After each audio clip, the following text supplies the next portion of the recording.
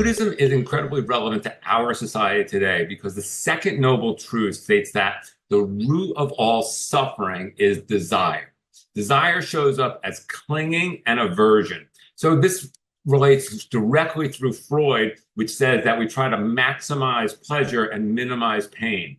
And if you listen to, let's say, Eckhart Tolle, he'll say, no, be in the present moment, because what's actually causing your suffering is when you're happy, you try to cling to that happiness, or you want more happiness.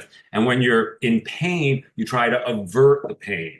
So Buddhism is incredibly relative because our minds are like hedonic treadmills. And if you're constantly wanting more, better, different, you're causing your own suffering. And you have to be aware of that. And everyone should just be cognizant of the fact that Buddhism is not a religion. It's a prescription to alleviate suffering. And that's why it's relevant to our incredibly competitive, consumer-based society today.